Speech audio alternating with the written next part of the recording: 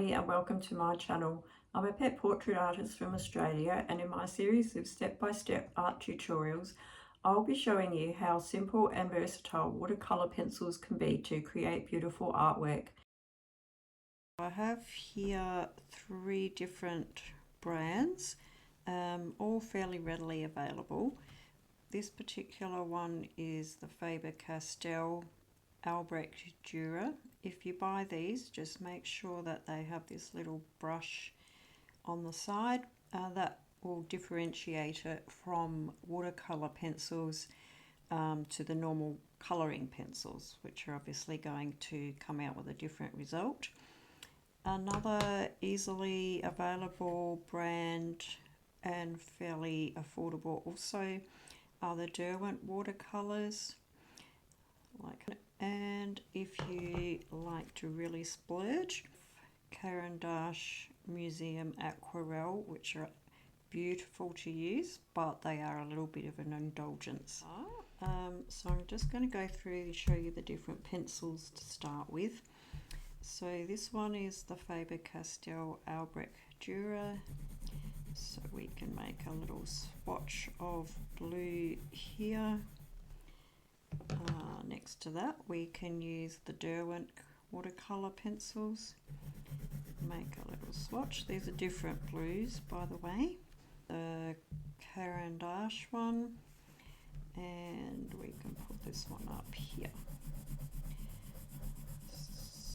Next, if we can add some water to that, just pop your brush there, give it a dab. So that's this one.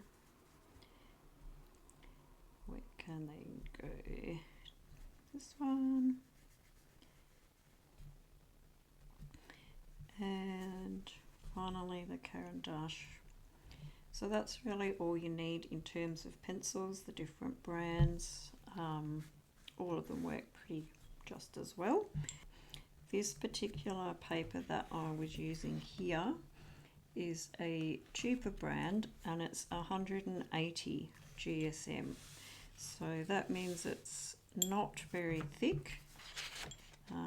Sure if you can really see, it's not very thick. It is textured to hold a lot of water, so you're not going to get a really good effect from this one, and you probably will end up being disappointed. Almost like a cardboardy feel. So because it's thicker, you'll find that it takes the water a lot better, and so you'll get a far better result. So let's just compare the two. Pastel pencil again, and we'll make a blue swatch here. Another, you can already tell that the texture of the paper is a lot different. So this is the cheaper paper here. And you can see it's not a very smooth texture, and it almost looks like the paper's lifting off.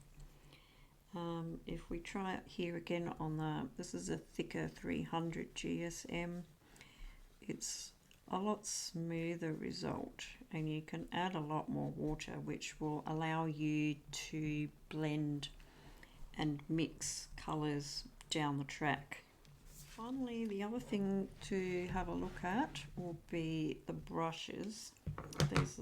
This one's as an old one I've had for a long time, as you can tell by the bits coming off, but it's lasted really well. What you need is something like that to get started.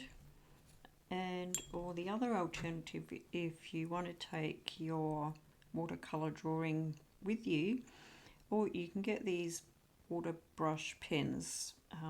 You can pull that off before you leave home, or when you're out. You just fill water into here, put it back together, make sure it's done properly. When you go to use it, all you do is just squeeze gently here, and that releases the water into the bristles, and then you can just use it like a normal brush. What's good about watercolor pencils is if you want to take them with you if you're going out, you just want to maybe sketch something, you can just literally get a small watercolor pad, pops into your bag.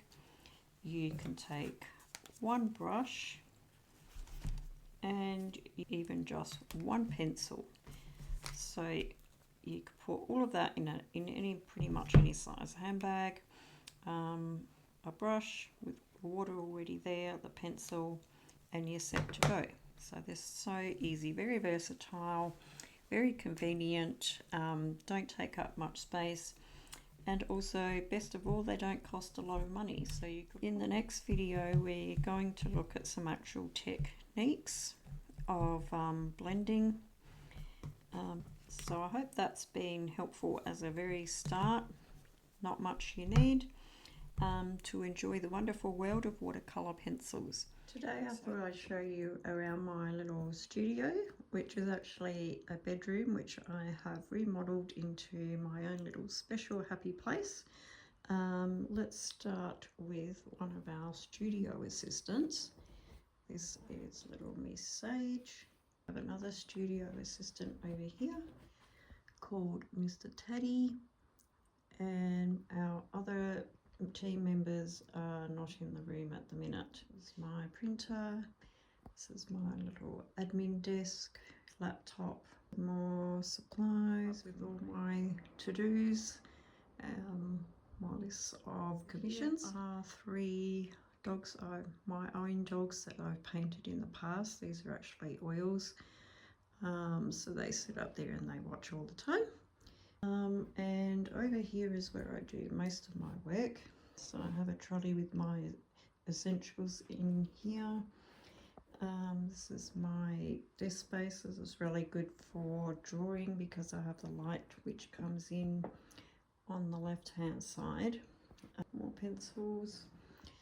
And over here is another commission which is just about finished. You just need. So I hope you've enjoyed this first look at my studio, and this is something that I will do every month. We'll have an updated studio tour so I can show you what's going on and what I'm working on.